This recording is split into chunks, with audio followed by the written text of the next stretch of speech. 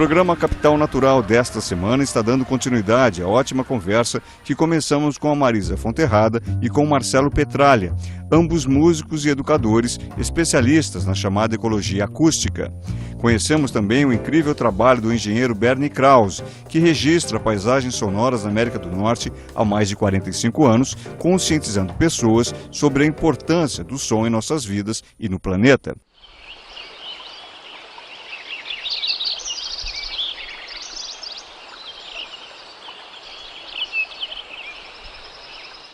A conversa dessa semana vai tratar da importância da conscientização sonora e da música no desenvolvimento humano. Tem dias que a gente chega em casa irritado, cansado, mais estressado do que deveria. Isso quase sempre acontece, né? Estresse é quase sempre maior do que a gente mereceria. Mas isso pode se dar também por esse aspecto que comenta o Marcelo, quer dizer, o som não dá para barrar, chega a boa música, mas também chega a barulheira, esquisitice, ruído. Sim. A gente está imerso nesse mundo sonoro, não é? E não há como escapar dele. Eu acho que a única maneira de você não escapar, mas de você controlar isso, é você ter consciência disso. Então, eu acho que o grande problema é que a gente está mergulhado no mundo sonoro e não tem consciência disso. O tempo todo nós temos sons, o tempo todo. Dentro dos ambientes, mesmo ambiente silencioso, você tem a luz que faz aquele zumbidinho, ou tem os passos de alguém, ou tem um grito de não sei quem, o tempo todo. E você não tendo consciência disso, você fica passivo, né, recebendo tudo aquilo. Agora, o som afeta muito você, para o bem e para o mal. Quer dizer, um som desagradável para um indivíduo, um determinado indivíduo, pode afetar questão de saúde mesmo, não só estresse, como elevação de pressão, várias coisas podem acontecer com ele. E quando ele tem consciência disso, ele consegue tomar alguma medida. Até pessoas que passam mal, se tiver algum nível de problema cardíaco, por conta do ritmo muito acentuado, muito acelerado de determinados objetos, ruídos. Não acontece isso? Acontece, e ruído à noite, que não deixa você descansar, você mora ao lado da balada e não consegue descansar. Então, tudo isso te irrita muito. Então, na verdade, o que eu estou querendo dizer é que é necessário para o ser humano, até para o desenvolvimento humano, uma educação sonora. Você tem, desde criança, que aprender a escutar. Vamos assistir a um trecho do documentário Sementes do Nosso Quintal, que retrata uma experiência em educação infantil em São Paulo que possibilita esse tipo de vivência musical.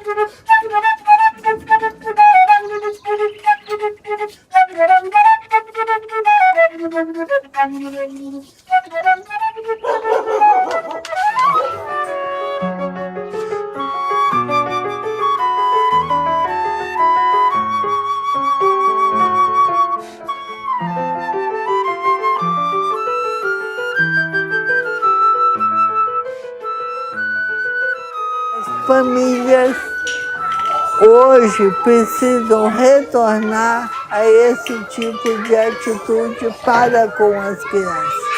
E eu aproveito os grandes músicos, nossos pais atuais, e sempre foi assim, convidando para vir participar com as crianças e mostrar o que eles podem e fazem com a música.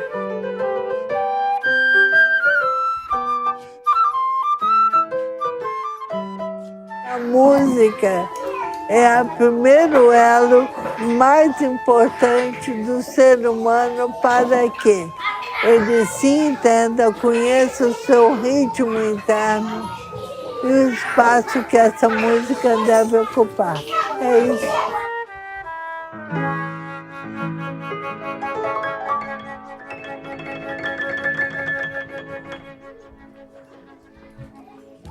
Legal, hein?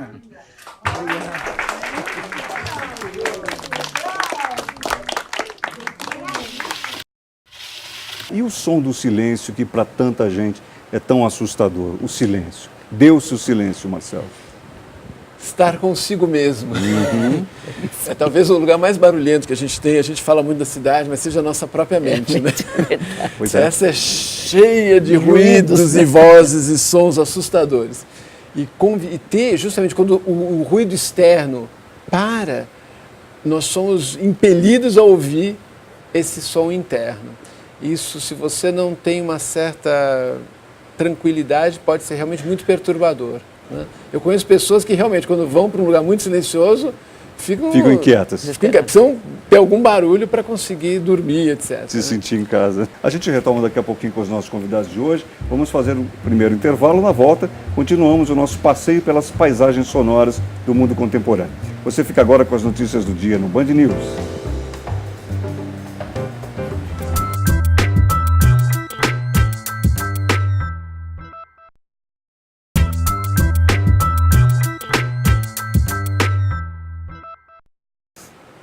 Estamos de volta com o programa Capital Natural, que essa semana debate o papel da música e do som no desenvolvimento humano, social e ambiental.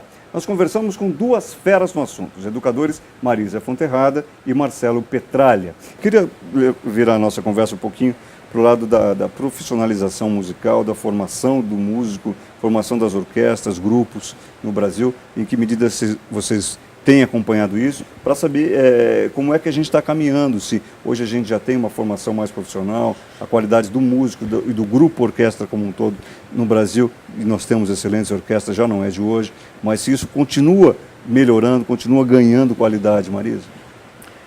Eu acho que, sem dúvida, à medida que o mundo vai rodando, algumas coisas vão acontecendo, o conhecimento vai chegando. Então, isso vai acontecendo. Eu acho que um fenômeno muito interessante que aconteceu aqui no Brasil, paralelo à fragilização da música na escola, Sim. foi o fortalecimento dos movimentos sociais que usaram a arte como maneira de promoção social.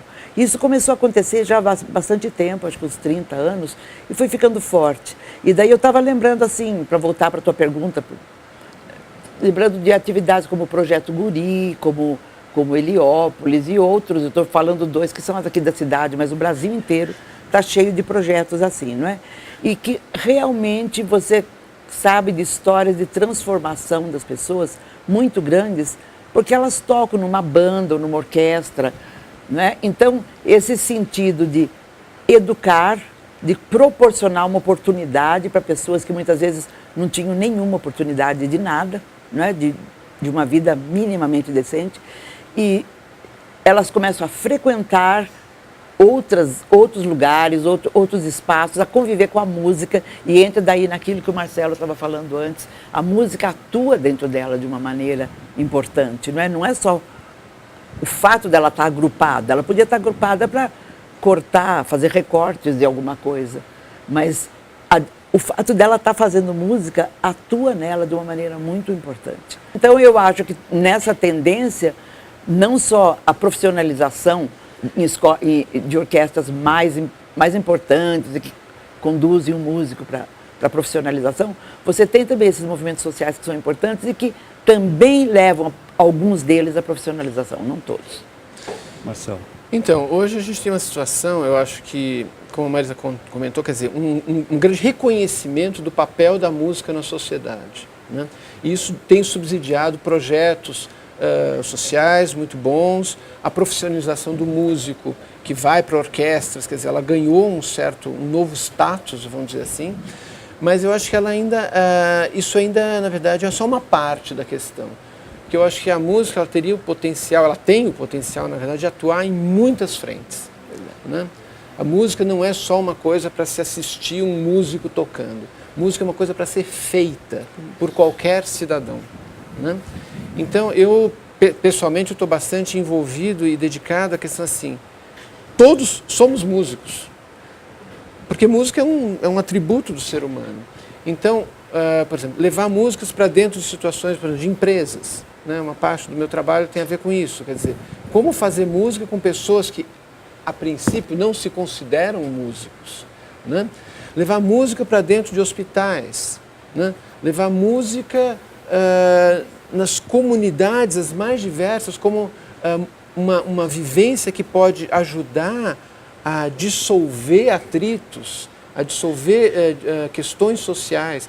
Olha, eu tenho certeza, se instituísse, uma proposta aqui, né, dentro da política, né, que toda sessão, né, das câmeras deveria começar com um cantar coletivo, a gente teria uma política melhor, né? O Astor Piazzolla sugeriu isso na ONU há umas 5 décadas atrás, né? Ou seja, ela tem uma coisa que na hora que você canta com outra pessoa, que você faz música junto, todo mundo pode cantar, todo mundo pode bater uma palma junto, quer dizer, não precisa ser uma grande sinfonia, entendeu? Pode ser coisas simples, inclusive essas acho que são até as melhores. Você me deu uma dica excelente para a gente retomar daqui a pouquinho na volta, uma questão que eu estava guardando para formular para vocês, vai ser exatamente na carona dessa observação aqui do Marcelo. A gente vai fazer agora mais um rápido intervalo para você conferir as manchetes do dia no Band News. Até já.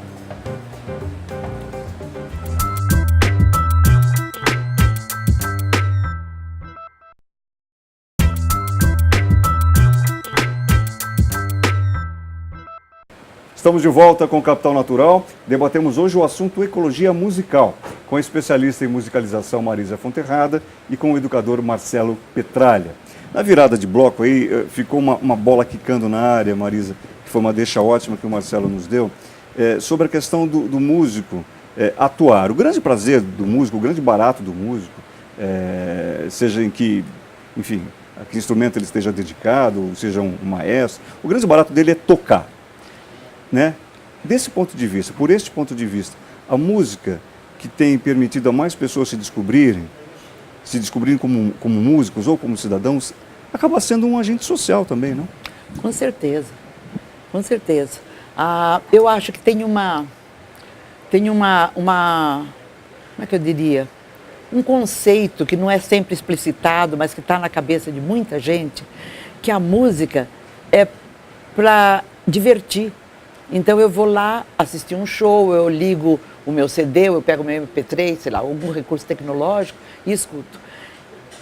E a música não é um divertimento, a música é vida, é um modo de vida. E com isso, ela não pode ficar restrita apenas aos músicos que já perceberam que ela é boa de fazer e gostam de fazer. Ela é um bem acessível à humanidade. Tem que falar pretensiosamente assim, da humanidade inteira. A música é inerente ao ser humano. E a gente tem que aprender isso e lutar por esse direito. Que isso é um direito. Agora, várias manipulações, que eu nem quero me estender sobre isso aí, induzem a gente a pensar que a música é aquela boa, aquela que eu compro ou que eu baixo, e que tem outros interesses que não sejam o desenvolvimento, o prazer. Também é divertimento, mas não é só divertimento. Isso que queria deixar bem claro. Né? Quero apontar então para um aspecto, tentando ampliar ainda mais essa sua observação e ainda na carona do que disse o Marcelo. Se a gente considerar isso tudo que vocês pontuaram agora, Marcelo, dá para a gente pensar numa ecologia acústica ou na música, este agente social de que a gente falava, numa confluência de interesses de gente que gosta de música, que vive música, para a gente pensar na música como um agente de uma cultura de paz, pensando isso aí numa cultura de cooperação entre as pessoas, de maneira a se superar até talvez a competição como um elemento também inato do ser humano, já que vocês colocam para a gente que a música ela também nasce junto com o ser humano. Com certeza. Eu acho que aí tem a questão central, que é a questão que a gente já tocou, que é a questão do ouvir. Né? Quer dizer, na medida que o fazer música, ele pressupõe uma abertura no ouvir e ouvir o outro. Né? Ouvir a mim mesmo e ouvir o outro e encontrar o equilíbrio entre essas coisas, né? Esses processos. Então, eu acho que pessoas que fazem música teriam mais condições, porque elas treinaram justamente esse ouvir, elas têm mais condições justamente de poder perceber o outro, né? Claro que se elas saem desse universo de que eu sou músico porque eu tenho que tocar melhor, etc., né? A música no sentido mais puro mesmo, quer dizer, quando eu canto junto com você, a gente vai precisar se afinar, a gente vai precisar encontrar o mesmo ritmo. Isso é um acordo. Isso é um acordo, não é o meu ritmo nem o seu ritmo, é um acordo que nós dois vamos ter que achar, né? E nesse sentido, acho que ela traz esse acordo num sentido benéfico para ambos. Tá ótimo. Agora, Marisa, já que a gente está falando dessa coisa que pode ser básica no melhor sentido, né? Essencial, elementar na vida de cada ser humano, a volta da obrigatoriedade da educação musical no ensino básico, na escola básica, como é que você tem acompanhado isso? Qual é a qualidade que se pode esperar dessa implementação hoje em dia? Qual deveria ser a melhor aplicação?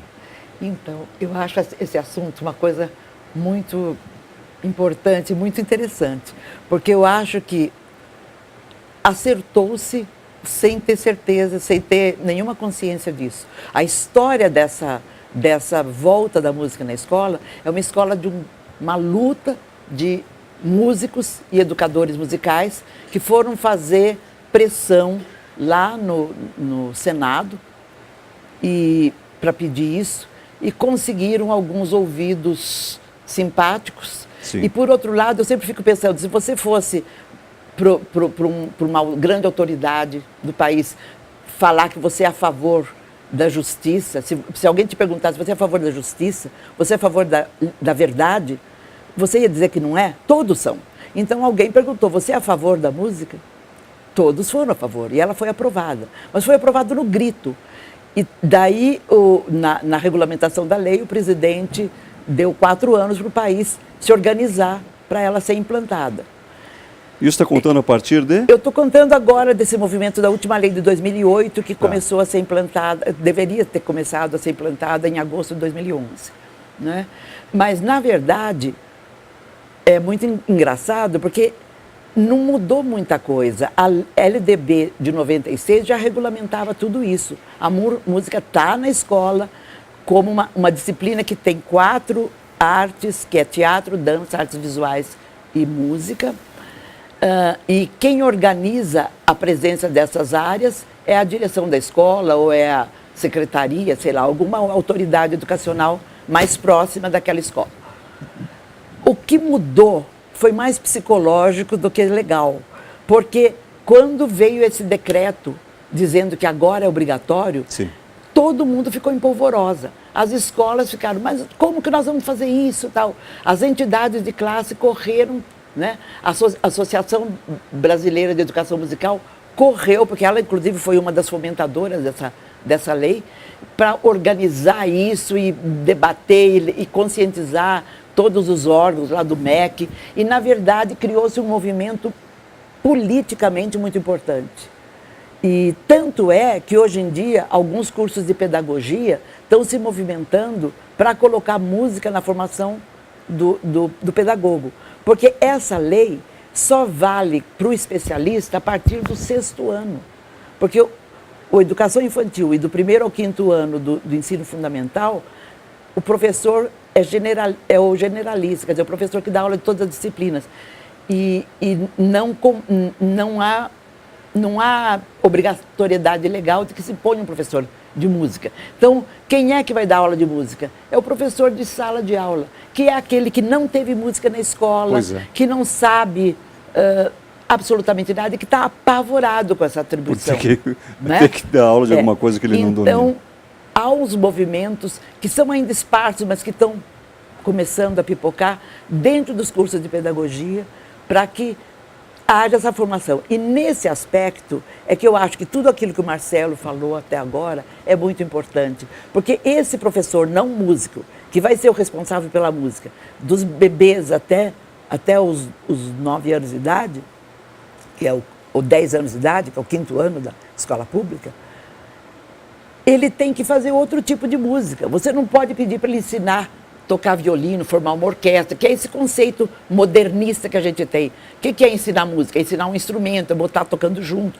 formar uma orquestra. Isso não vai ser possível, pelo menos em algumas escolas talvez seja, mas em uma grande parte não vai ser. Na grande maioria, provavelmente não vai ser. Então, o que nós temos que descobrir? Como fazer música com o que a gente tem. O que a gente tem? A gente tem o corpo, a gente tem a voz, a gente tem alguns objetos, a gente tem alguns instrumentos simples que muitas vezes tem alguns alunos que tocam e podem trazer para a escola. E o professor tem que ter a habilidade de fazer essas coisas conversarem, entrar nesse diálogo que o Marcelo Petralha sugeriu.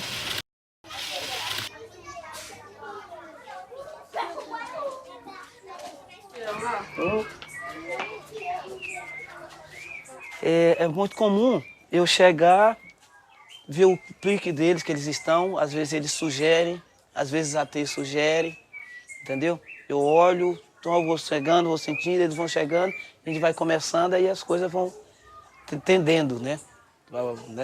Vai se caminhando.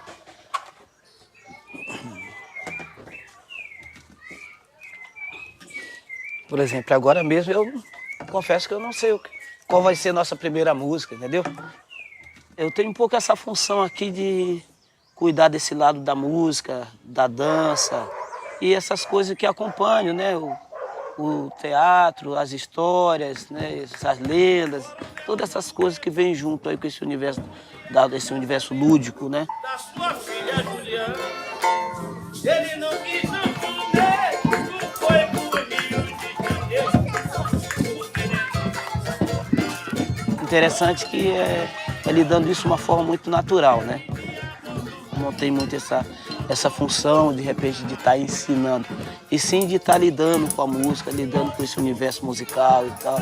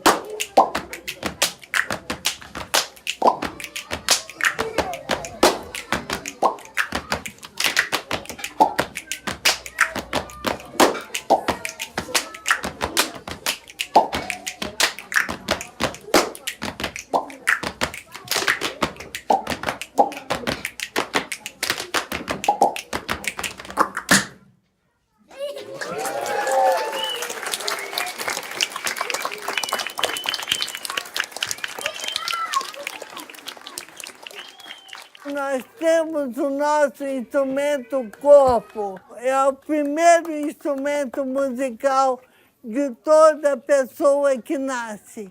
Acredito que a música é o único elo de paz, de harmonia, de alegria e da tristeza também, tá bom? Então é essa mensagem, mais essa dessa semente musical que os barbatuques vieram nos mostrar, que com o nosso corpo nós podemos segurar uma plateia muito grande, porque é música genuína.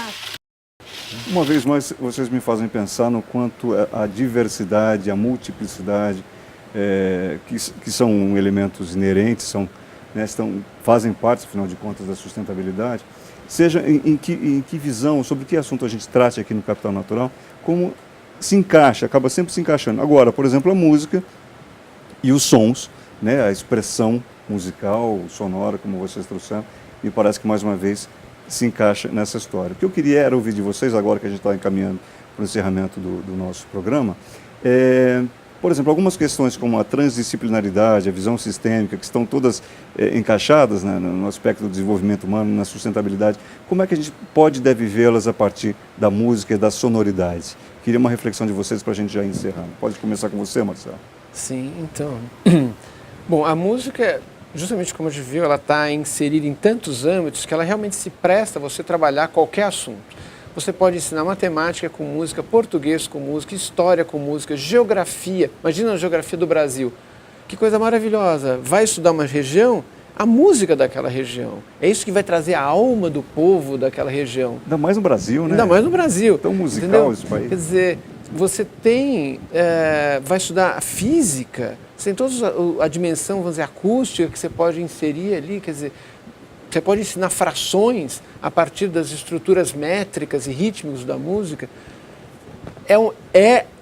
Vamos dizer, a disciplina transdisciplinar, talvez maior de todas, eu acho que seria a música, entendeu? Você pode inserir, ela pode fazer o link com qualquer outra disciplina, né? Então ela se torna uma ferramenta muito poderosa para o professor que se dedica um pouquinho, não precisa muito não, um pouquinho, né?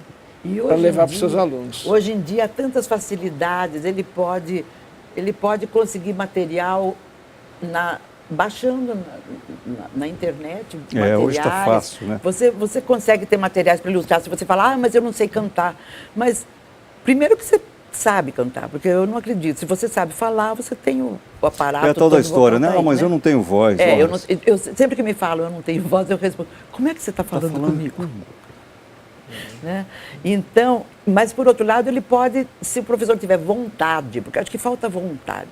Se o professor tiver vontade, ele tem um material que eu pelo menos na minha época de começar a dar aula, mas não tinha nem de longe, tinha que criar todo o material. Imagine se ia ter. Hoje você pode baixar lá uma coisa linda, levar para os alunos verem, discutir essa história que viram, inventar uma história paralela, criar uma opereta com os recursos que tem na sala. Dá para fazer um monte de coisa. Além de ser um prazer, né? Olha, o nosso programa da semana vai ficando por aqui. Eu quero agradecer a presença dos nossos dois convidados, a música educadora Marisa Fonterrada e o educador musical e doutor em psicologia social pela USP, Marcelo Petralha. Agradeço muito a vocês dois. Muito obrigado, até uma outra vez que a gente se encontra. Convido a você a continuar conectado conosco nas nossas mídias sociais. Eu sou Guto Abranches, até o próximo Capital Natural. Até lá.